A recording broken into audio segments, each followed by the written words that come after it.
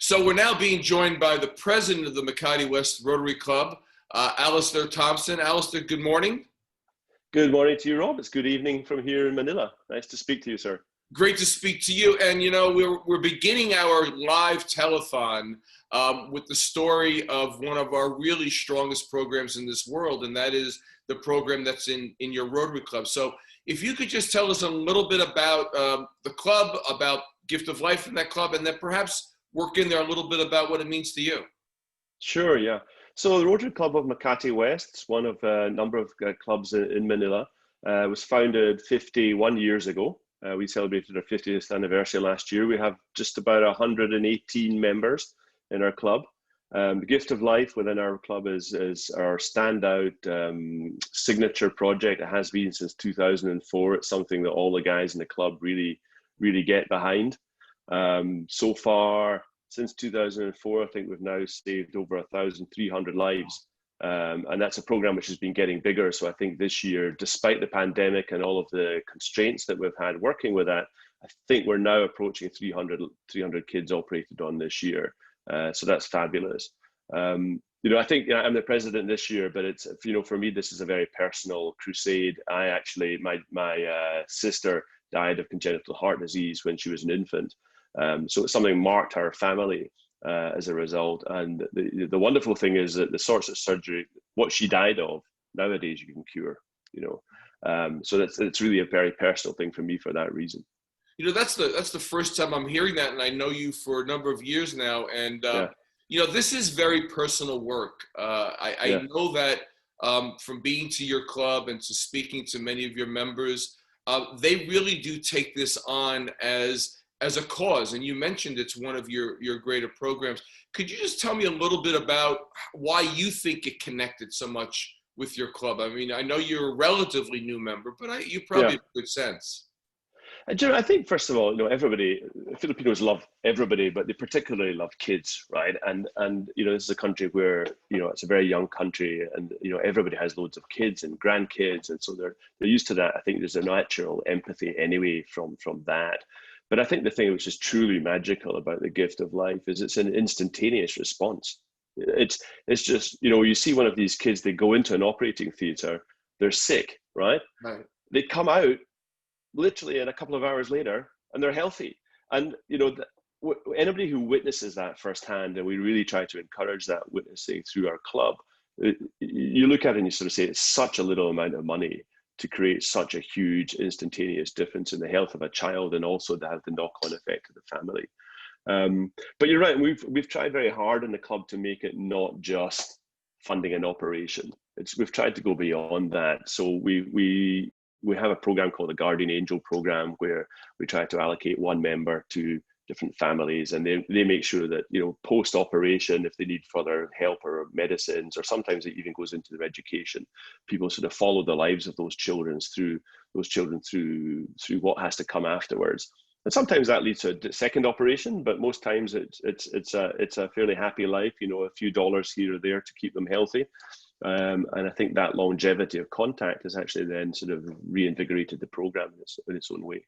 You know, a part of the program which really makes an impression on me is that sometimes it's a matter of a family not having $500 US to be able to give the hospital, because I know the government has an insurance policy and there are other programs that allow for them to have help. But at the end of the day, it often comes down to them needing 500, and they don't even just have that.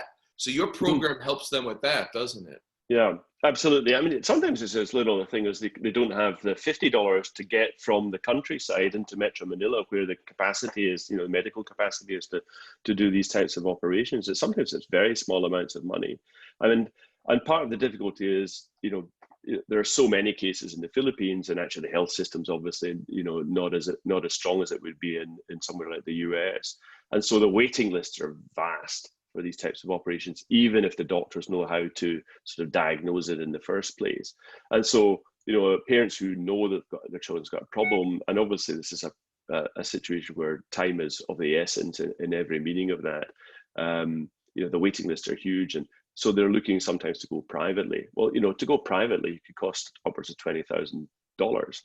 So one of the things that Gift of Life has been able to do through the Rotary Club Makati West has been to negotiate with private hospitals to tap sort of into their charitable fund programs. And so we can take the cost of one of these operations, one of the classic sort of PDA ligations, down to maybe as low as $1,000 in some cases. So I know that's, I mean, for us, it's an easy thing, $1,000 is a life, right? Yeah.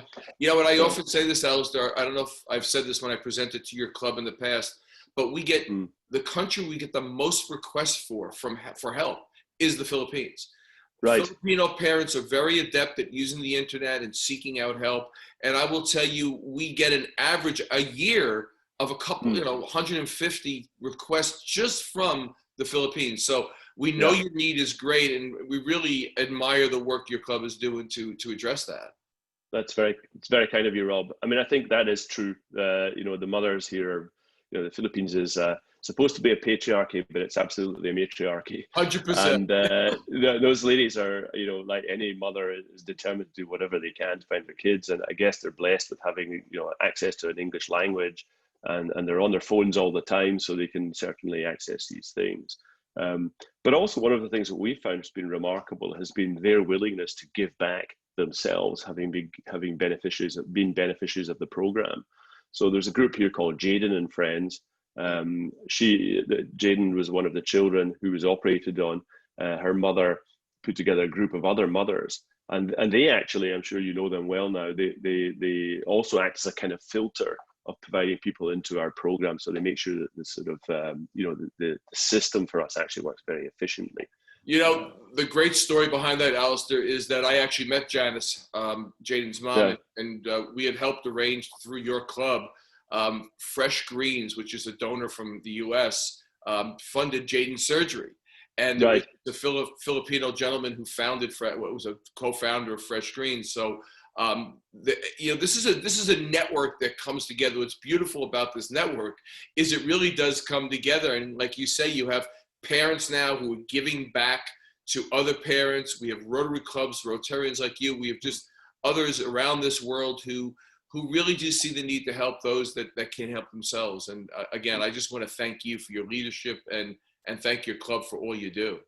Well, you're very welcome, and it's it's our pleasure. But it's really it's not a desire.